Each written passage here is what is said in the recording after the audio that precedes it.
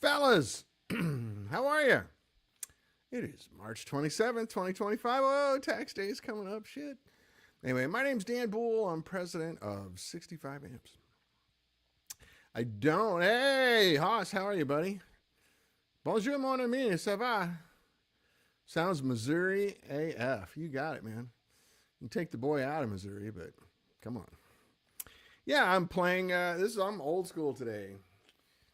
58 Junior custom shop thing. I don't have the prototype today. It's actually on the operating table right now, getting a new power transformer, the next iteration of the power transformer. This is just a whiskey. And I'm just playing a Junior through it with a little bit of compression and echo.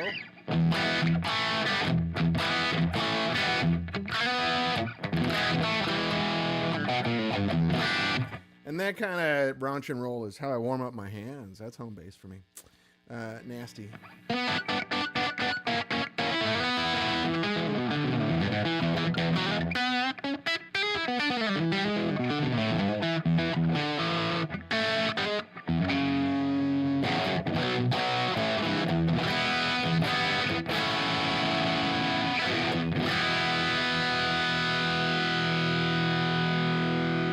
Man, I tell you, I got put my pedal board together for the show. Just having that 1176, that UA pedal. They're all $99 at Sweetwater right now. Like, trust me, that's the best $100 you're ever going to spend. But if I take it off, you don't hear a dramatic sounding difference, but it's the body and the swell.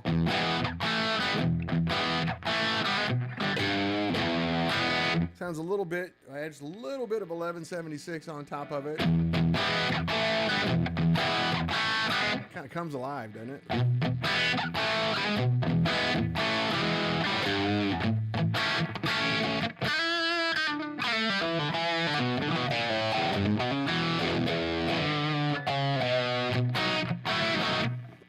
A little bit of slapback echo.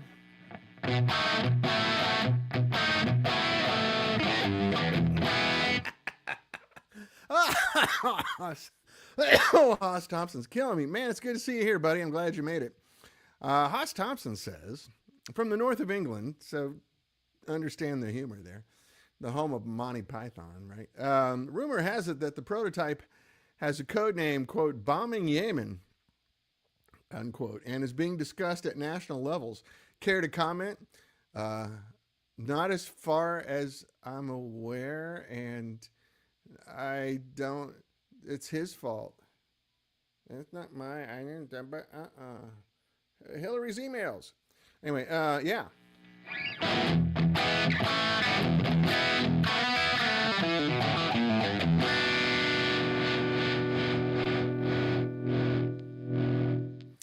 No, I don't know. I mean, we need to come up with a name for this amp for sure.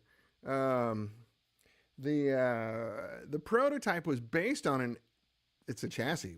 It's not really the same amp, but it's a chassis we started with an amp we made for Richie Sambora in like in 2007, 2008. And its code name in-house was Mr. Ridiculous. Like all of our amps have a code name, before we came up with a real name for him. Like Little Elvis, what was it called? Shiny Elvis. And then, the producer was El Pompadoro. Mark Guillen, hey, I'm playing my Junior. Hey, Andy, how you doing? Axel Inman, what's up, man?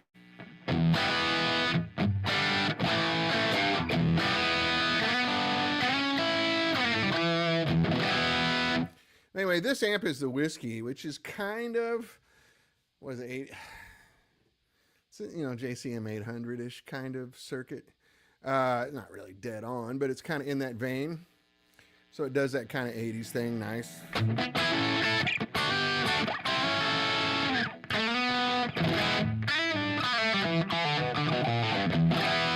I like that sound because I was playing these amps in the 80s for a minute. I went through a JCM 800 phase and I just went back to Plexis, but because Plexis are from God. But these are fun amps, I thought, for playing old songs. Like, when you played 60s tunes on the JCM 800, it sounds kind of fun, right?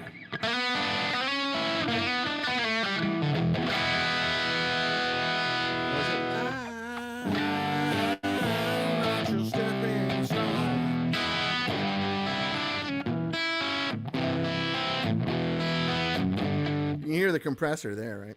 Kind of smoothing it out. Here's without the compression.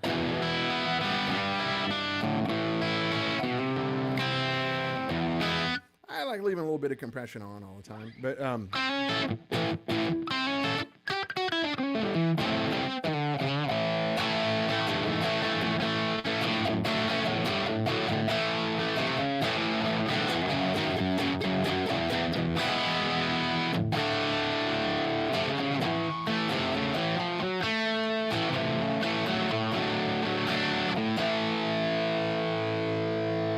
fun sounds. And plus, I got this thing really kind of dirted out. I can back it down to a little more just stable dirt.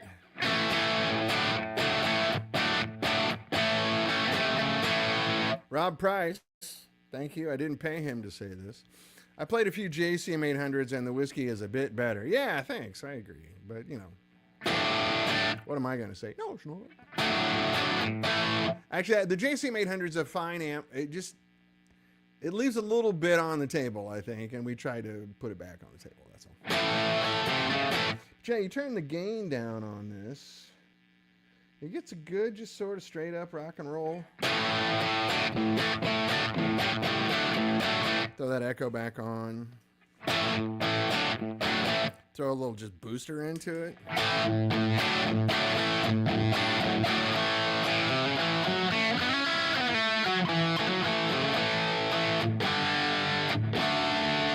So that's just, I have a Source Audio Zio booster, Z-I-O. Check it out. Great booster, really nice. Lyle Workman recommended that. It's great for pushing the front end of an amp, and that's all I'm doing with this. Because the drive on it is like on 3. Hey, Steve Kirk, how you been, man? I turn the booster off, right? And turn the compressor off. Still sounds good, but it's just a little better. I like putting a little body into it. Not overtly using the pedals, like I'm not trying to. It's not a pedal symposium. I'm just trying to smooth that and beef up the sound. This is a P90 guitar with lights on, so that noise you hear is me turning the guitar up. It's a P90. It's a P90. Anyway, Hoss Thompson says, the Manhattan would be a great name. Yeah, it's not a bad name. It's one of the ones we've considered for others. Sounds sophisticated to those that don't know, and is a mushroom cloud laying motherfucker. That to those that do. Yeah, I'm with you, man. I'm hip. I smell what you're thinking. We're playing the same tune there, bruv. Me, bruv. Now, you're from the north. You don't say that, but.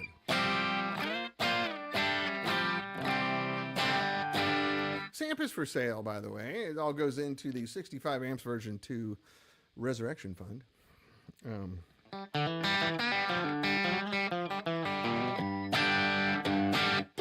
If I go over to the clean side of this amp and just do all pedals, right?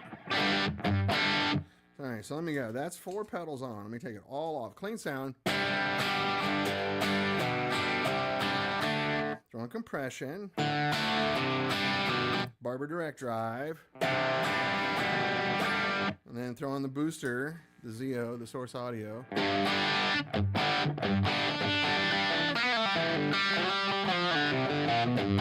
And a little bit of echo just to give it some life.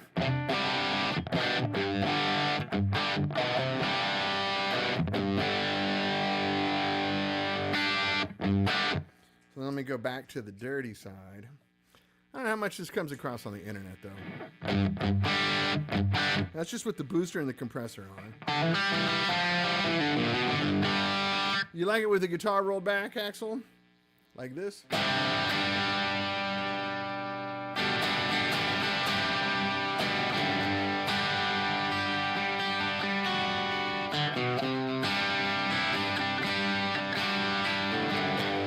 Hey, John Hussar, how are you, buddy? Let me tune up a little bit. Guitar's starting to get warm to my body heat.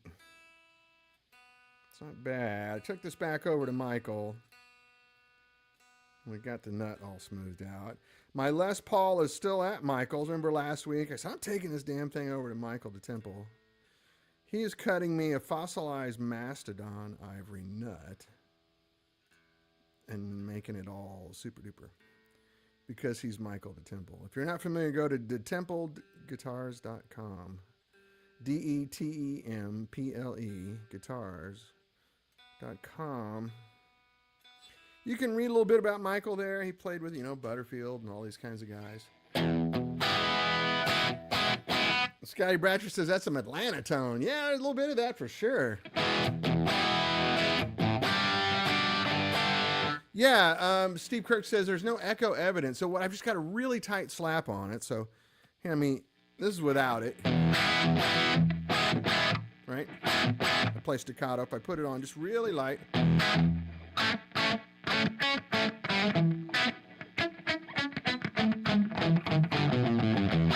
So you're right. It's not overt at all. It's very subliminal. But it just gives you the impression that you're in a room, I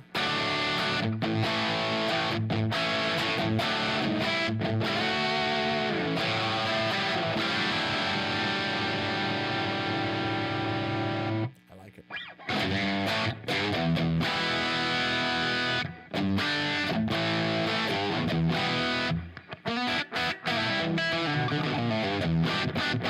Yeah, I don't really, Steve, I've never gone for the big, echo like the Steve Lukather thing.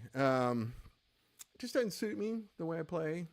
I tend to get lost in it and go, hey, what's all that noise? But also, for me, I find that it kind of covers up what I'm doing. Like if I'm trying to do something very specific, I think I was getting lost in the echo, kind of.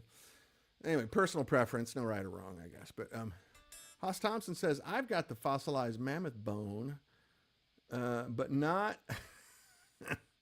Not on my number one. I was skeptical at first. I thought it was funny, but it's incredible the difference it made. Completely opened up the mids. Yeah, Michael turned me on to it years ago. Remember that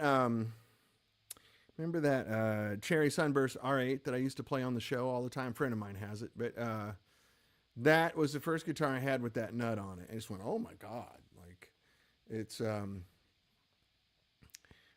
this is the Whiskey Steve Kirk. Yeah, that's right. The first time I heard that, I was like, oh my gosh, this guitar sounds so good. And it sounds like what a Les Paul's supposed. So that the yellow Les Paul that you saw me struggling with on the last few shows, that has a bone nut that somebody else put in there. And I just wear out bone nuts. They only, I do a big heavy vibrato and I play like an orangutan with my right hand. I'm constantly...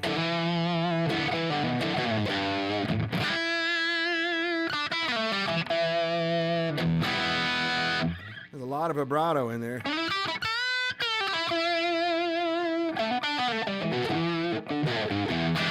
And so, like, master craftsmen, they cut a nut really exact. And it's perfect, which is good for most people. It doesn't end up working out that well for me.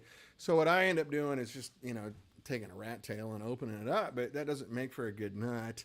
And it can make them grab and, all kinds of stupid crap. So I finally just went, you know what? Hey, Trickfay, how are you, man? Sounds fat. Good evening. Thank you. I'm giving you guys, normally when I play on the show, I'm just doing straight dry sound so you hear what the amp sounds like. But I'm giving you a taste of how I run amps. And right now I've got just a review for the people that weren't here. I've got the UA 1176 pedal going into a Barber Direct Drive, which isn't on right now. And then I have a Source Audio Zeo, which has a bunch of preamp sounds built into it. I'm using the Echoplex preamp sound on this. And then into the Orion Tape Echo from Universal Audio. And I have a reverb pedal, but it's not on.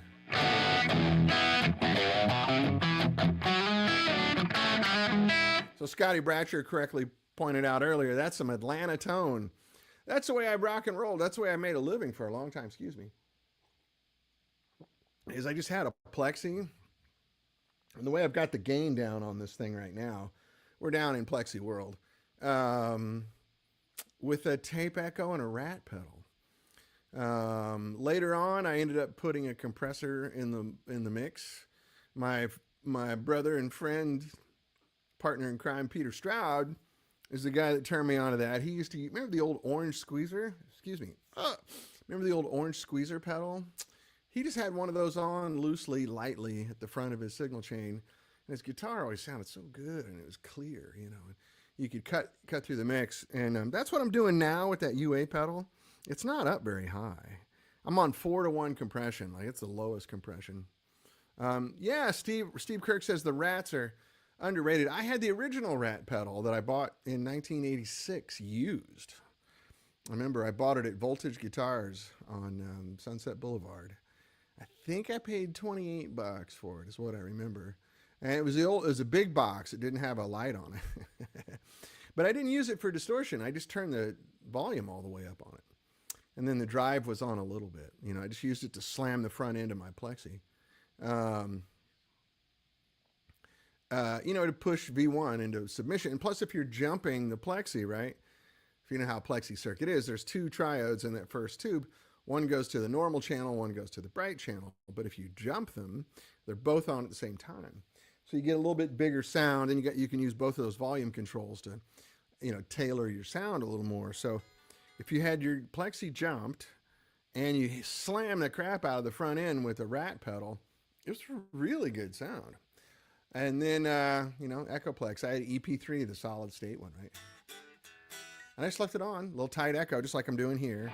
And I can exaggerate to show you, but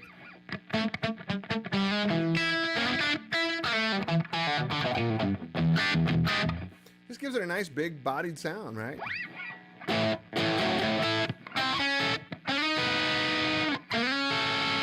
You get some neat overtones there when you do that.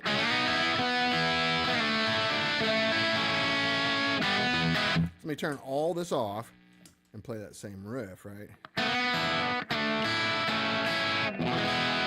It sounds different, right? I mean, it still sounds great, but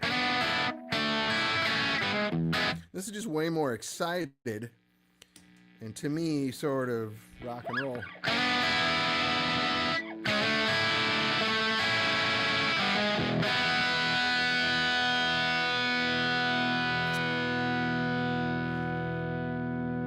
So we had some fun songs we were playing back then.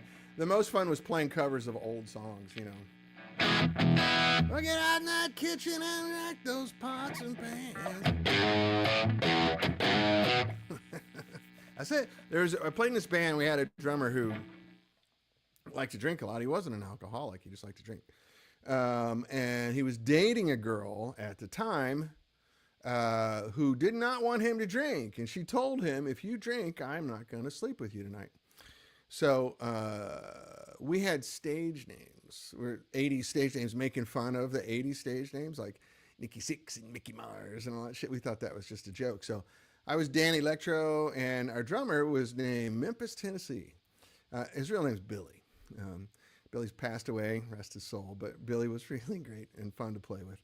And anyway, Billy's nickname in our band was Memphis, Tennessee. So we thought we would write a song that would make people buy us drinks, so he would have to drink, and then it would piss off his girlfriend. So we took Shake, Rattle, and Roll and wrote, she means more than whiskey to me, but she don't mean more than a shot of Crown to me in Memphis, Tennessee. And that was just...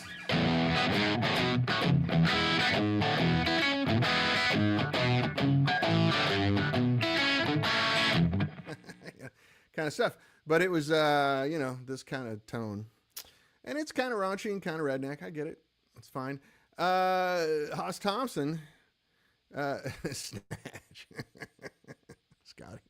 That's funny. Yeah, stage name. Yeah, I was Dan Electro.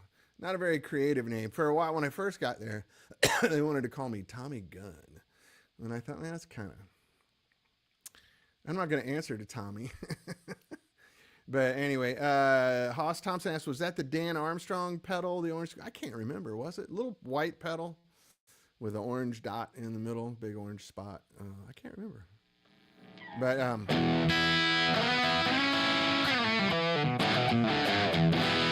anyway, this is how I would run the amp, right? I might even take the drive down a little bit on this, just to kind of get a little more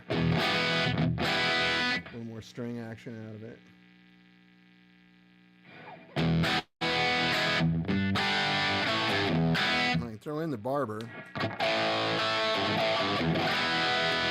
Yeah, so that's without the barber. I probably have to tweak the barber for this, but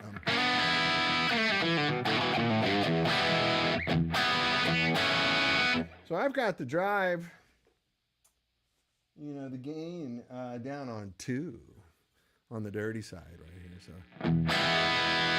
but now let me take off the booster, take off the compression, and take off the echo, and you hear what is dry. Hear a little more string action there, which is fine. It sounds really good. Let me throw the compressor on that.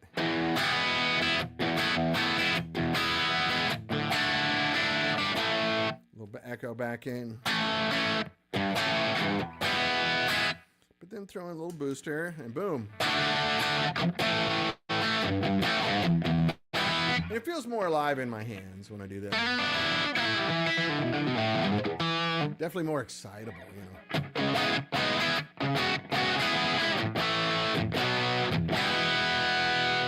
We can go all metal if you want. I'll turn the gain up to 7.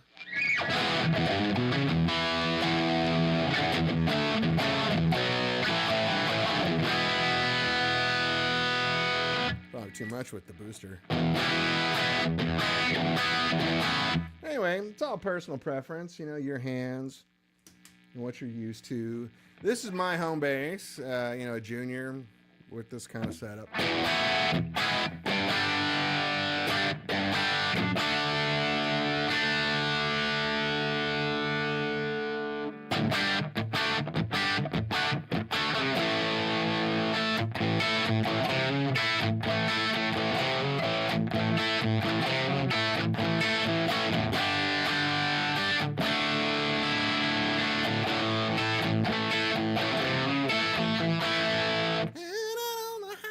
Can you guys sing that high? Go ahead, go for it.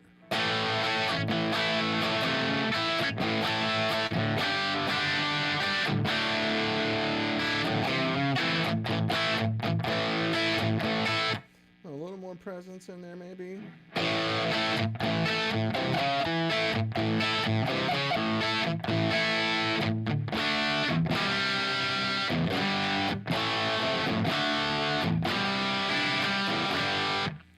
Kill the mids a bit. So you can still hear a little JCM 800 thing there.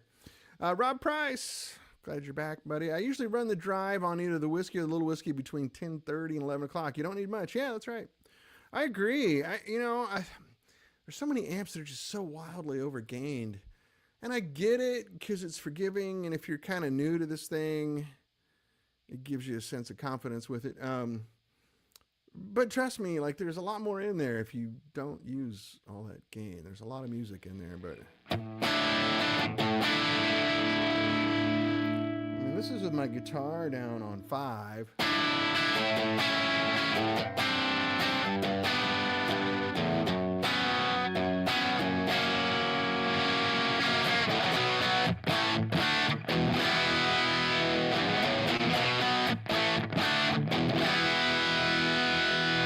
Pretty big sound, right? Anyway, I just thought I'd give you guys a taste of what I actually do in the real world. Whenever I don't really have anything going on today other than just to tell you that the prototype is moving forward.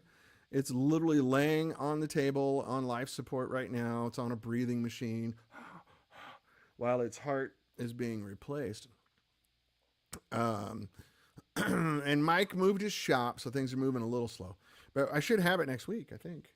I should be able to play it for you next week.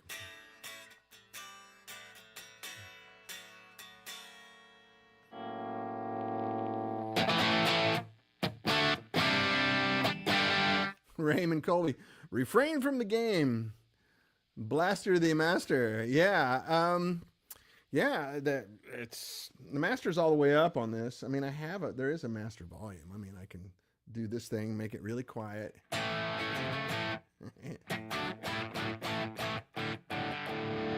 That's a master on 5.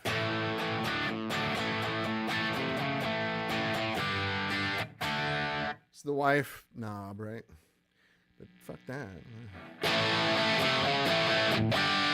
I mean, disregard that. I don't say those cuss words. Vulgar, crass, redneck.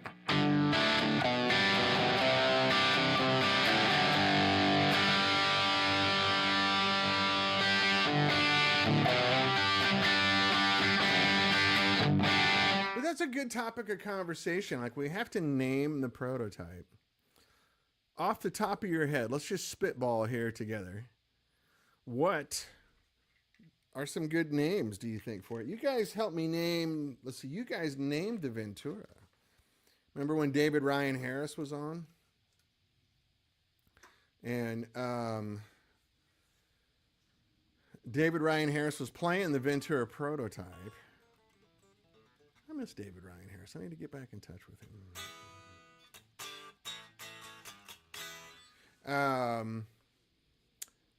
You guys came in and we had this big vote and long, like 2-week conversation. Dave came by and we did everything together and we named it. So Hoss Thompson has already thrown Manhattan out there as an option. What do you guys think?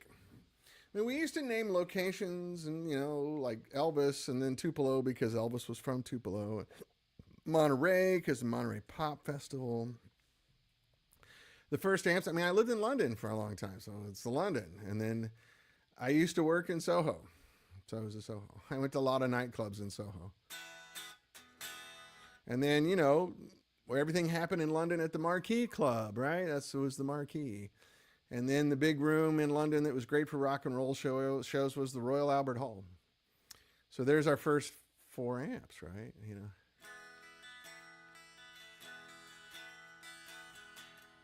The Marquee is also one I'd like to bring back for EL84s. It was a great circuit, but at the time it was just too damn loud. Nobody could play it. So now we know how to do this thing.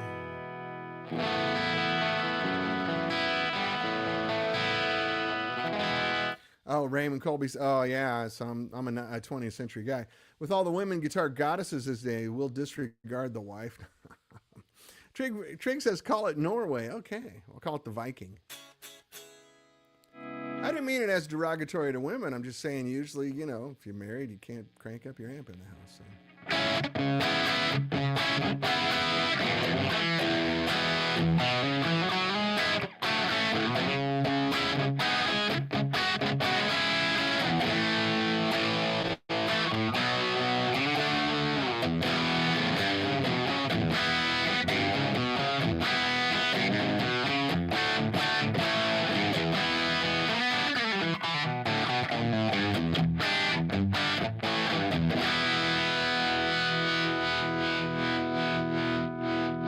Not a bad sound. Pedal board's happening. I do have the custom audio dynamics buffer at the end of my board too. Jerry says, damn, that sounds fantastic. It can be yours, Jerry, for a price.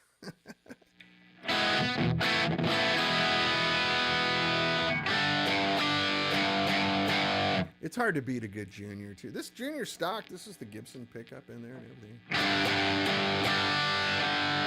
Yeah, it's kind of got a little bit of that.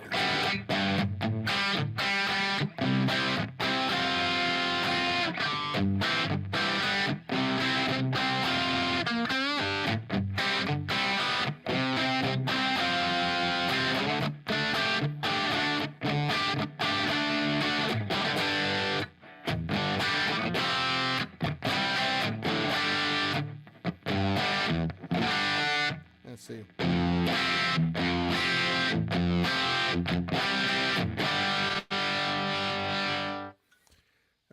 Let's see. Mark Guillen says, if a loud amp is the source of marital discord, then the new amp should be called the divorce. Ooh, or the peacemaker.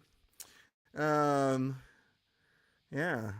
the reconciliation. Ooh, that's not a bad name. The reconciliation. It's long. Won't fit on the won't fit on the nameplate. Mark's on the air says, any thoughts on why my producer EL84 has a bit of floor noise when a pedal board is plugged in the front, but whisper quiet with no pedals? Yeah, your pedal board's noisy.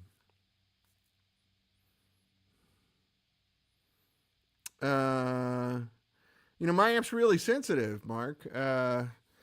It only does what it's told. So if it's noisy with your board, your board has some noise to it. Even though they might not show up in other amps. You can go one by one. Oftentimes a noisy board is sometimes just the power supply can make a board noisy. But first thing to do is check tubes. Plug those pedals in one at a time. See if one of them is noisier than the other. Yeah, I couldn't tell you without looking at it. 99% of tube amp problems, they're different circuits. They're really different circuits, Mark. 99% of tube amp problems are tubes. So you might have a preamp tube that's unhappy, maybe. But, we'd have to look at it.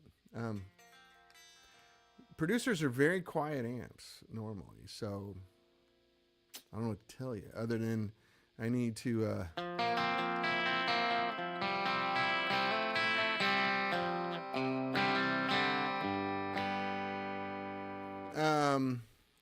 oh, wait a minute. We got somebody talking about the mark. I'm sorry, Mark. I don't have a better answer without. I got to see it. You can take a video for me if you want, and then I'll have a look at it. Rob Price says the Marquee gets a killer clean tone because of the amount of volume on tap. Killer surf sounds. Yeah, it's a nice amp. I would like to run that in lower voltage, higher current. We kind of did that with the Producer 84, but it's a very different circuit. I mean, that's very different. Mark Guillen says the affair. Ooh, I don't know. I get some hate on that. It's gonna be hard. It's gonna be hard for a lot of guys. Hey, honey, I'm buying a new amp. Really? What's it called? A Favored Girlfriend. No, you're not buying that amp. Trig says Joe Walsh. Yeah, there's a little in there. Favored Girlfriend. I like the name. I don't know that it's practical, but it's very funny. Bring it home first circle. Call it the Mulholland. It's not a bad name, Mark, take a video for me. I'm happy to help you. I would guess it's something very simple. I mean, your amp's old enough now that it might need a filter cap. The producer's been around for 15 years now. I don't know how long you've had yours, but...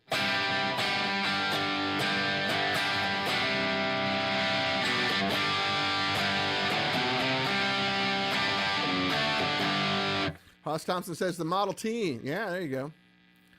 That's not bad. Yeah, Mark, anyway, keep me in the loop, man. We'll figure it out.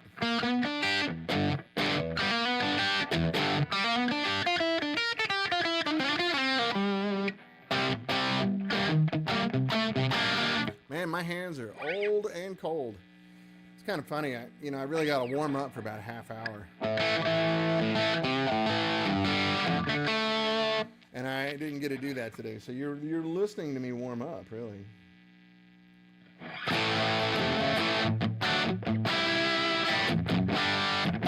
And I'm dialing this in from my headphones. If you have any suggestions out there.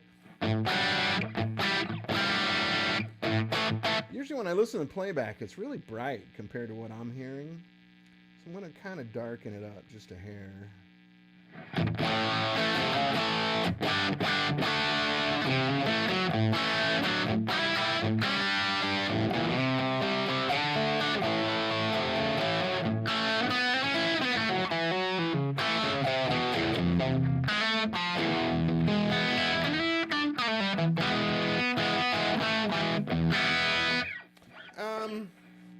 Anyway,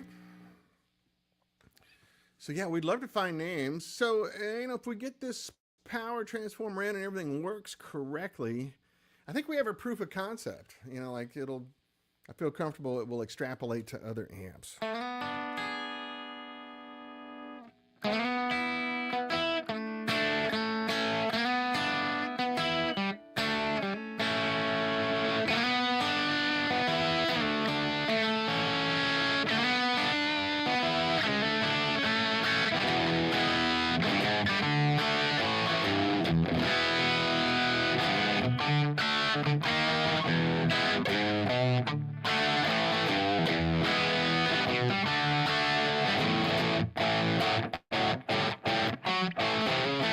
Yeah, Scotty, that's pretty much 1987 Atlanta for me.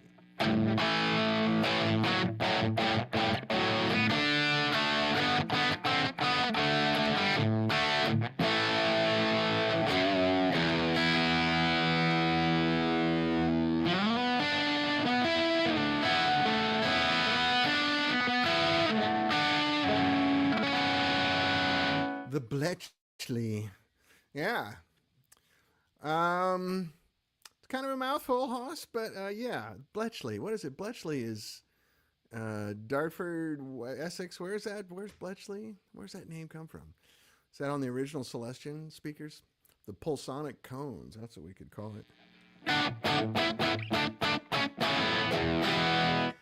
Is Atlanta a taken name? I don't think so. It's not a bad idea. Or just ATL. I like it. That's definitely the root of the sound when I was rocking and rolling when I moved to Atlanta in 1987 to join this band. This is what was going on there, you know, and it was the Georgia Satellites, of course, and their worst song was their hit, like "Don't Hand Me No Lies and Take Me." Okay, that was a great song, but their albums are killer. Like that's just some serious, great Southern rock and roll. Jason and the Scorchers. Driving and Crying. Of course, you know, the bigger bands from around then, like the B-52s and REM and 10,000 Maniacs. And a lot of bands had moved to Atlanta at the time. Kansas was there. We used to hang out with Steve Morse. Ringo Starr lived there. Elton John lived there at the time. Like, it was a music center. It was pretty cool. When I first moved there, oh my God, I'm so tired I'm blanking on names. Anyway, it'll come to me in a minute. Anyway, I met a lot of great, oh yeah, oh right, oh the Bletchley Park, the Code Breakers, that's right. How about just Code Breaker? That's a good one. Enigma Code, right. Or the Enigma, it's the Enigma machine. It was a great city for rock and roll, and then of course my band split up. There was a bunch of other bands coming up. And two guys in my band joined another band in town, and they became the Black Crowes. And they did all right. But that was the sound.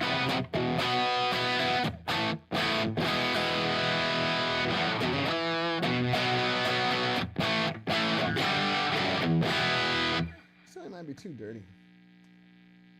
Let's turn it down.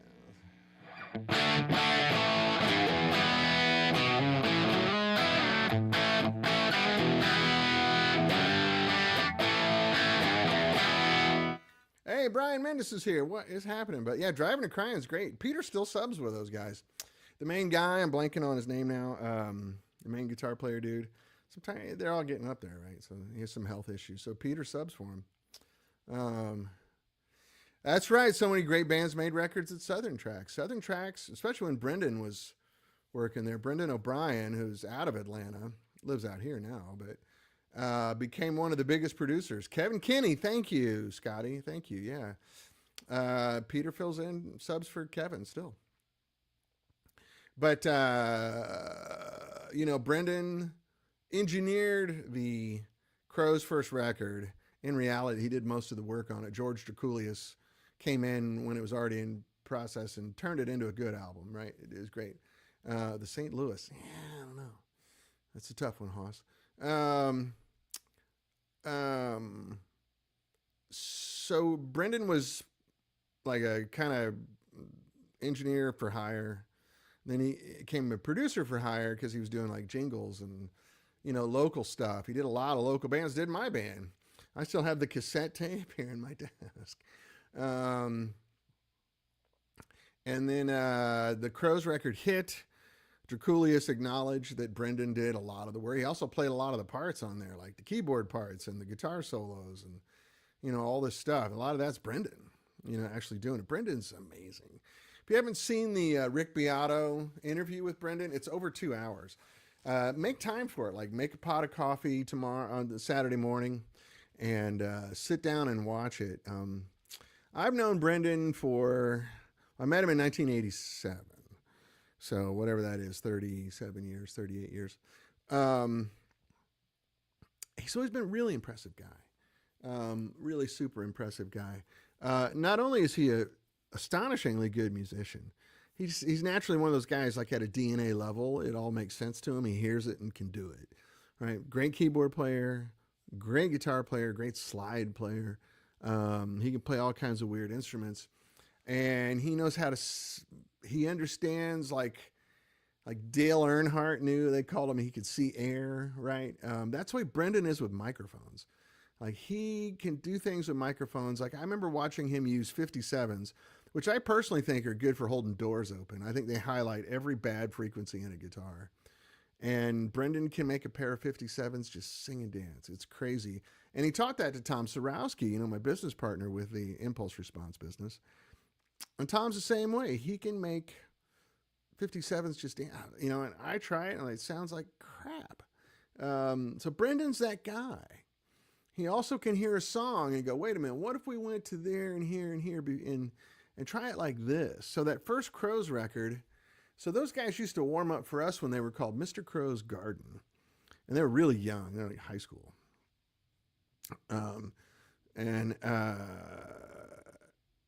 They used to show up, their dad would drop them off at the gig. And they would jump out of the back of his Mercedes. I think he was a doctor in Atlanta. And they were nice kids. They were always really friendly and polite and cool, little rock and rollers. But they were young. I think Rich was 15, maybe 17. I don't know, something like that. They were in high school. And Chris was always real hyper friendly. Hey, buddy, how you doing? Like he's a really nice guy, friendly, outgoing. Anyway, they used to warm up for us as Mr. Crow's Garden. And then I moved to England after my band kind of disbanded. And I moved to England. I was playing music over there and I wasn't paying attention. I just didn't get exposed to any of that stuff when I was in England. And then I heard that first record on the radio over there and went, holy shit, that is no way that is the same band. It sounded so much better. Anyway, they ended up coming to London when I lived there. And I talked to Johnny Colt. We were in the same band together. His name's not Johnny Colt. It's a stage. That was his stage name, so he could put JC on the back of his leather jacket. Which I'm not going to tell you his real name because he changed his name legally to Johnny Colt. So his name's Johnny Colt. Anyway, I saw those guys and they were playing at the Hammersmith Odeon. And I remember talking to them, go, what happened? Because some of their roadies were like our roadies. Our front of house guy ended up being their monitor guy, stuff like that. Some of the guitar techs worked over there. And Dave Cement Pond Burns, that was the guy. He worked for Satellites too. You can see him on the records. He gets credit. They call him Cement Pond Burns, member from the Beverly Hillbillies. But anyway, what happened? How did this is a different band. And because Johnny Colt, was their first bass player. He was the bass player in my band. He said, Brendan, they got in the studio and Brendan said, nope, you're going to do it this way. And trust me, it's going to work out. They had some disagreements about it, but in the end, it turned out pretty damn good, right? I think it was working great for them. Anyway, I heard the band. They were great. Steve Gorman playing drums, Johnny Colt on bass, and the Robinson brothers. And they had some dude playing Hammond. I forgot who it was. Anyway, great band. Mark Ford also playing guitar. Mark Ford was playing. Mark's awesome. I couldn't believe it was the same band. And they're like, yeah, Brendan O'Brien did that. That was Brendan. So anyway, take time, watch that Rick Beato interview of Brendan O'Brien. You'll really like it. He's a very, very impressive guy. And he's not arrogant, and he's very, like when you hear him talk, he seems like the guy you grew up with, Funny is my mom's family are O'Briens, and my daughter, Eddie Harsh, thank you. Yeah, Scotty, you're my historian. I love it. So my daughter did some songs that she wrote, and Brendan was nice enough to let us use his studio over at Henson Recording here. And she had no idea who he was. Thought it was just one of my cousins, oh, fuck, another O'Brien, And we looked like we could be related for sure. And she didn't know who he was. And so we're doing one of her songs there, and he came in like mid-session and said something along the lines like, hey, why don't we go like to the B minor here instead of the D? And she kind of patted him on the shoulder. No, I like it like this. Tom and Brendan both looked at me like, wow, this kid's going to be fine, right? And we're leaving, and that's Brendan O'Brien's kind of one of the biggest guys in the music business, and it was a real gift for him to, let us use his studio. And she had no idea, she's like 18 years old at the time. She felt so bad. It was very funny. And should we go back and apologize? I'll apologize to him. I'm like, no, it's okay. He understands. And she goes, his name's O'Brien. I thought it was just one of your 400 cousins that you have. So anyway, point being, watch the Brendan. That's how nice of a guy he is. I mean, this guy has enough money to make Solomon blush. He's probably got 50 or 60 million records to his name, where he's got production credits on it. I mean, you like Pearl Jam, you like Soundgarden, like all that stuff from the 90s, Rage Against the Machine, so many other stuff, Bruce Springsteen, AC/DC, you name it. He's done so many big guitar records. Guy's just as normal and cool as you can be. I see him over at the studio once in a while, especially during COVID. He just, hey man, how you doing? Normal as can be. We talk about golf. Bob Barish, you saw the Beato one where he interviews Butch Walker. Butch is another Atlanta guy that I know really well. The Terrific Three or whatever they were called. He had this band, Butch, in person, Butch is kind of frighteningly handsome. Even like, you don't have to be gay. I just mean like, even guys look at that guy and go, damn, that's a good looking dude, right? And so he had this band in Atlanta, and they wore white suits, with no shirts on underneath. And they're all really handsome dudes. And I think they were called the Terrific Three. And they're great. And, Butch is a great songwriter. But I sold him a couple of amps, when we started the company. He lives out here now. He produces Pink and all this kind of stuff. Watch that one too. Butch is a really cool dude. So this all comes from the Atlanta scene, right? These guys all came out of that Atlanta scene. Now Atlanta's a big hub for hip hop, because what killed Atlanta was Seattle, right? Once Nirvana and all those bands hit, everybody split. The Hyde Park, not bad. I used to live in Fulham. We call it the Putney Bridge. Seattle, just everybody ran to that thing. Everybody bought baggy jeans and flannel shirts and started staring at their shoes. And it was a whole different thing that took over. Around the same time, the hip hop thing was just starting to happen, nationally. Of course, it'd been around for a decade, but it started happening nationally. And there were a lot of Atlanta recording studios that switched over to being hip hop places. And still is. There's a huge Atlanta scene for hip hop. It's a fun town. It's a great place. My only problem with Atlanta is it's hotter than a Marvelous 3. Was that it? Yeah, that was it. A long time ago. We're talking 40 years ago. If you can find pictures of that band, you'd be like, damn, those some good looking dudes.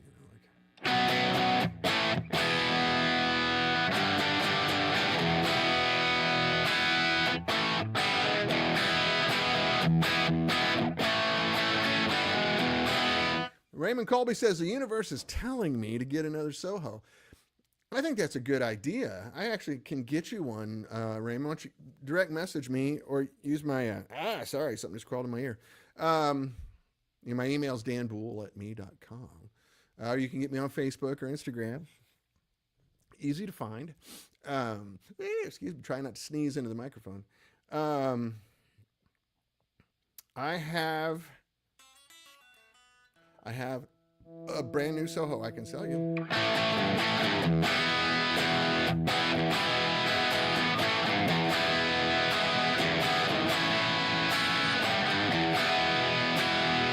Man, I love a Junior, dude. Like, come on. Mulholland, that thing sounds huge.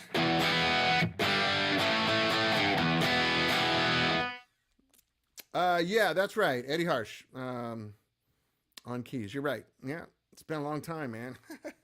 I forgot all that stuff. I was so proud of those guys, even though I was bummed out our band fell apart. But I was so proud of them. Like I watched them at the Hammersmith Odeon, just going, "Oh my God, look at this! They're living the dream." Oswald Bates says, "Just going to put this out there. 65 and Dr. Z are the best." Oh, thanks, man. I appreciate that. Mark Sawney, yeah, we're going to build stone ponies again. I'm going to do it in a safe manner with this new power transformer scheme that I have. I'm probably going to build mostly high-powered stone ponies, only instead of them being like 40, 44 watts, they're probably going to end up being around 30 that you can knock down to 5 or 10 watts, right?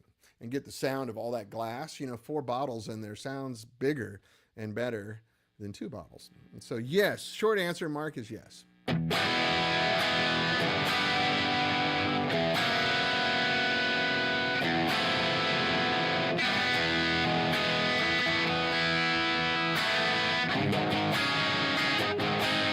I always got that chord progression in my head, right?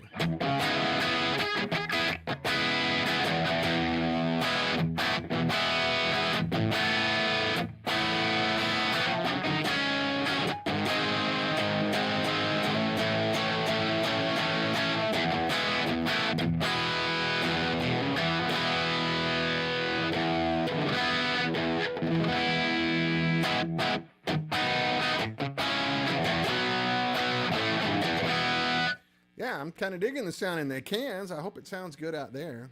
I'm kind of enjoying it here. Works for me. Good rock and roll sound. And again, I've got the 1176 UA pedal. You know what, guys? Go to sweetwater.com right now. All these UA pedals are on sale for 99 bucks. Dude, they were like $350 brand new or something. I don't know what it is. They must have new ones coming out, but these pedals are they're just the UA plugins in a pedal. Yeah. I forgot.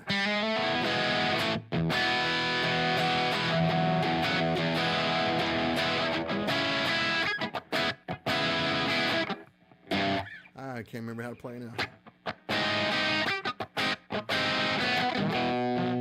I'll figure it back out. I'm kind of underrested. The Trafalgar or the Waterloo? Yeah, big battles. We could do that. Big battles. That's true. That's true. Trafalgar is nice. I have nice memories of living in London, and Trafalgar was a very nice place.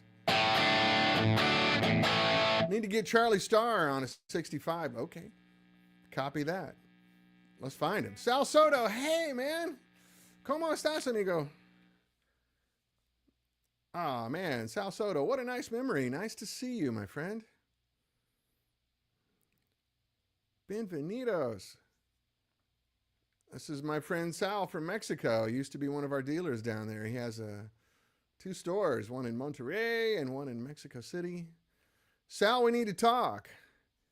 Hey, Lars Haugen is back. Hey, man. Oh, I think this is great. We got the old gang back together. Lars, how are you, buddy? We got a good friend from Mexico here, a good friend from Norway here. Holy crap, good friend from England here. This is it, 65 amps back in business, y'all. This works for me. Yeah, Lars, I'm just playing a Junior through the whiskey. You got a couple pedals on. I was showing the guys today how I run my rig, not just here demoing amps, dry. So if you missed it, I'm running a UA 1176 pedal, a Source Audio Zeo booster, and the UA Orion pedal right now.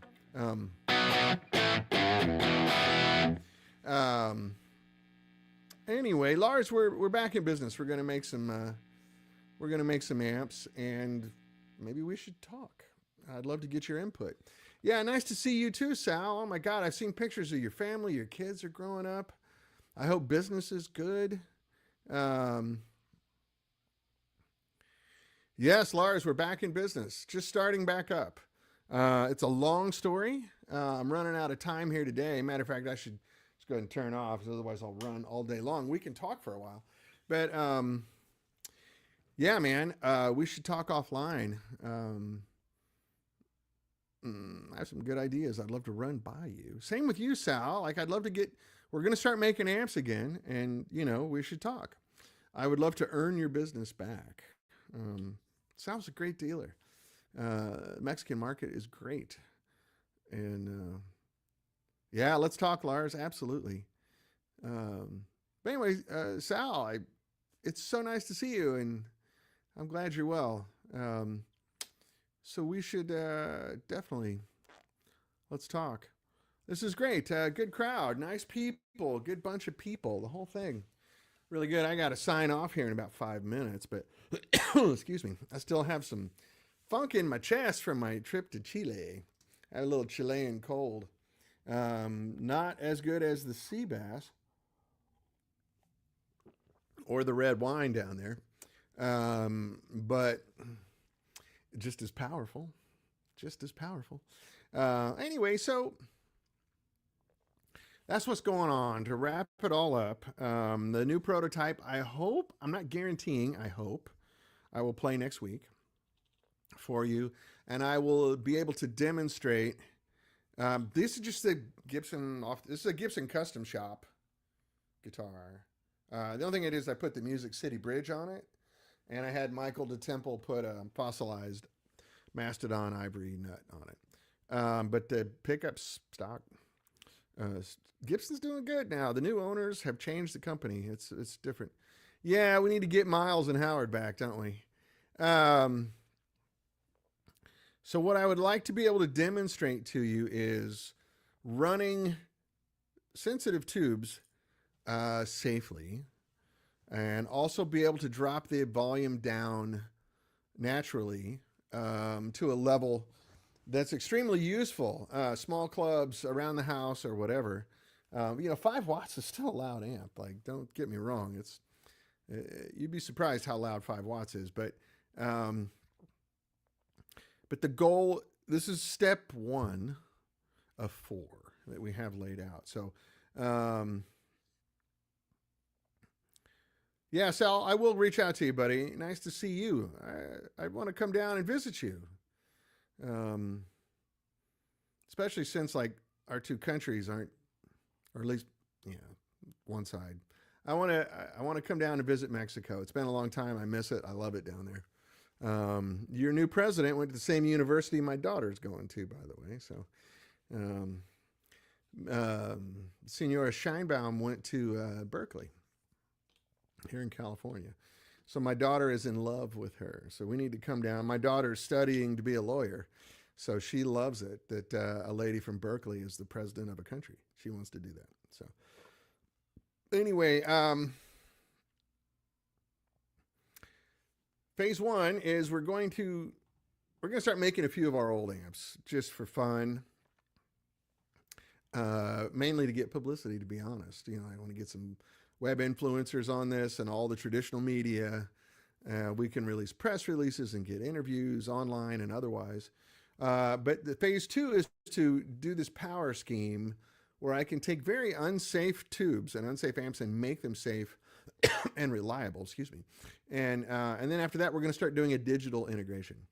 So slowly, we're going to end up with a piece that does everything you like, and the tubes sound great, as good or better. When you flood them with current, they sound better.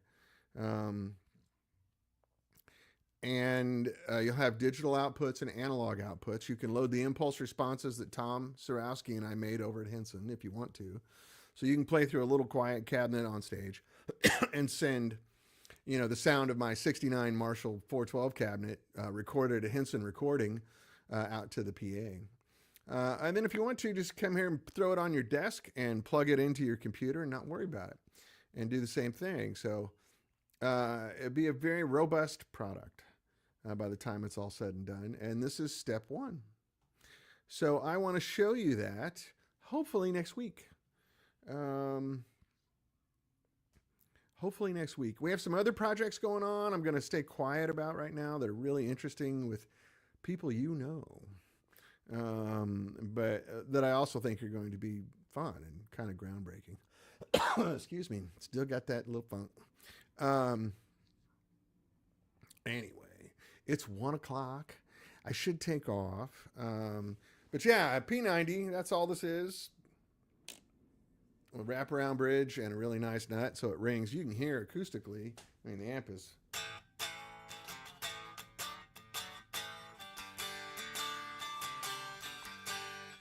You know, it rings.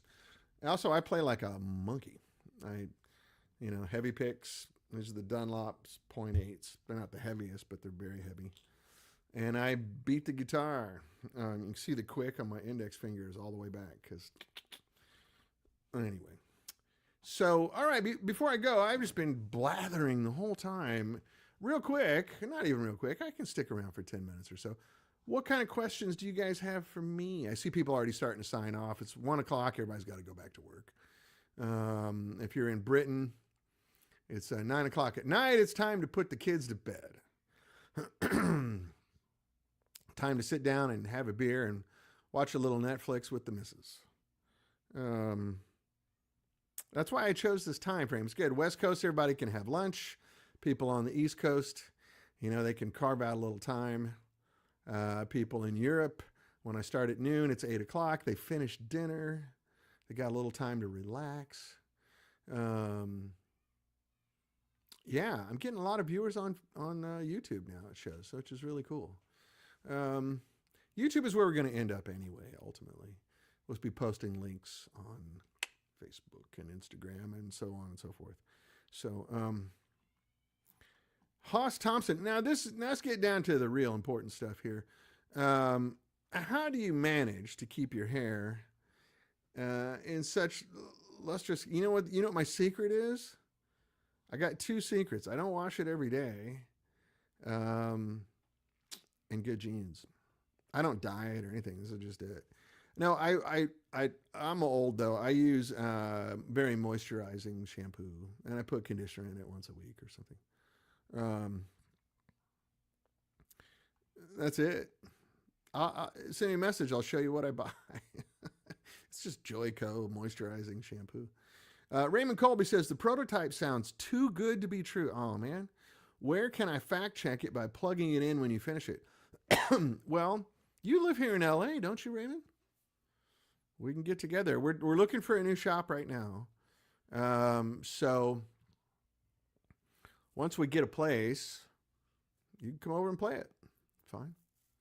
No strings attached. You can just come over, say hi, play a little guitar. That goes for anybody. You want to come by the shop, once we get it, you're welcome to come by and play. This is the way we did it at the old shop. It was great. Initially we'll be selling some direct just because we don't have the dealer network set up yet for local people. So yeah. Aren't you here in Southern California, Mr. Colby?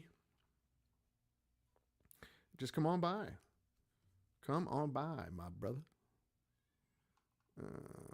Hoss talking about my hair. You're funny.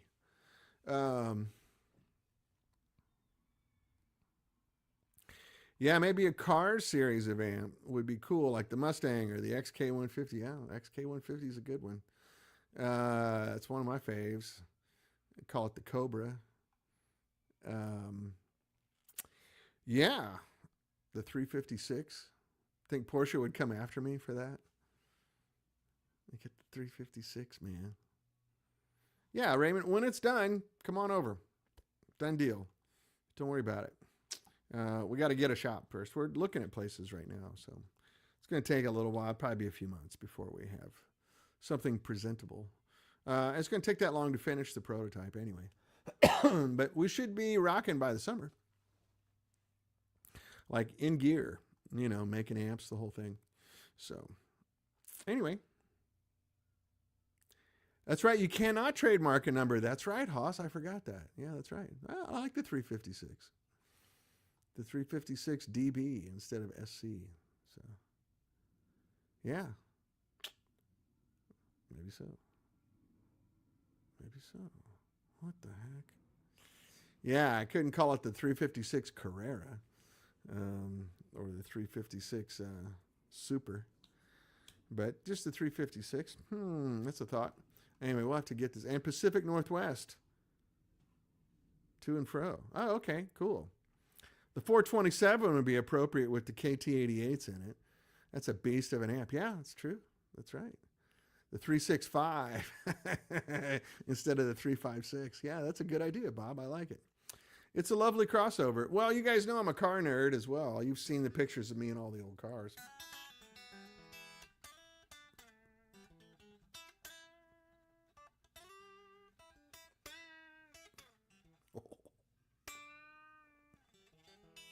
That's the moany cry note. Yeah, it's not a bad theme. I like it. You know, I'm a member over here at the Peterson Auto Museum, and I go there quite a bit, and there's a bunch of great cars there. So the 365. Yeah, there you go. Yeah.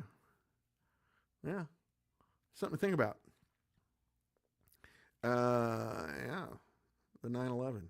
Anyway, that's really getting crazy. A lot of people don't know what a 356 is. It's actually my favorite Porsches. The car collection, you guys know my side hustle is I manage a vintage car collection for a friend who's getting a little overwhelmed by his cars. One is a 63 356 that I get to take home for a week or two and drive it around LA. Oh. It's like driving inside a Swiss watch. It's all mechanical. Everything is completely natural. It's, oh my God, it's so great. Some golf club manufacturers. Yeah, I could call it. Yeah, we could name it the different clubs. Like the first one could be the driver or the 7-iron. Or use the old golf club names like the Mashy Niblick and stuff like that. Yeah, that's a good idea. See, I like this brainstorming, spitballing thing going on. This is great. It's good stuff happens. You guys always help me, and I love it. Yeah, I see a lot of people dropping off now. Yeah. So anyway, these are good ideas. Let's continue next week. Like I said, next week, I'm hoping I can show you. I'm not guaranteeing it, so don't count on it. But I'm hoping I can show it to you. And we can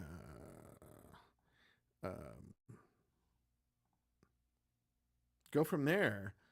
It's going to be a real accomplishment when I show this to you. Like, if it works and it sounds good, this is good stuff. Yeah, cars, golf, and cigars is always a good shout. Yeah, that's true. Not really much of a cigar guy, because I'm a heart patient, right? So, but I like the smell of them. I like secondhand smoke. Charles Freeborn says Porsche will come after you for using their current model numbers. Ask me how I know. Yeah, I hear you. No, honestly, it'd be dumb to use current stuff. There'd be market confusion, and that's what they can argue. In intellectual property is all about market confusion. If I made an amp called whatever, Lucid Air, they'd come after me, right? But yeah, 356. We'll put that on the short list. I like some of the other stuff. 427 is really good. Let's see let me scroll back here. Man, I can't believe some of these nice people that showed up today. Sal Soto and Lars Haugen. That's so great. And all my buddies here from England and Norway. Let's see. We had some English names that I really liked. Trafalgar and Waterloo. Yeah. We're on our way, fellas. I appreciate your help. What time next week and what day? So it'll be Thursday at noon. Yeah, they don't build a 356 or a 914, so they won't come on. Yeah, you're right, Charles. That's a good point. Thank you. Next week. So I try to do my show every Thursday at noon Pacific time, which is, thank you, Rob. You too, buddy. Noon Pacific is 3 o'clock on the East Coast, 2 o'clock in the Midwest. It's 8 p.m. In Britain, it's 9 p.m. on the continent, if you're in European continent.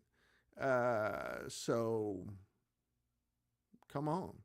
We had a good crowd today. Thank you guys. At one point, we had a really high number of people showing up on here because I have it on, just so you know, I have it on two YouTube pages, a 65 amps YouTube page and my YouTube page.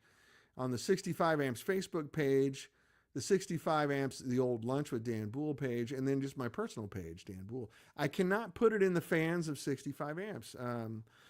They don't accept an outside placement like that. I should have just copied the link over before I got here, but I got into a little bit of a hurry.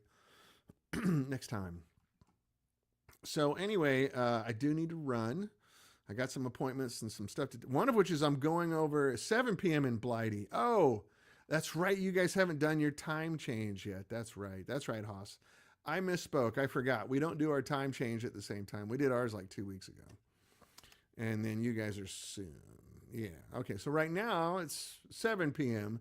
in Britain, 8 p.m. on the continent. So that will change soon. We're normally 8 hours behind you here, but it's 7 now. So anyway, really nice talking to you guys today. I really enjoyed it. And thank you for wasting your time with me. I hope it wasn't actually a waste of time. But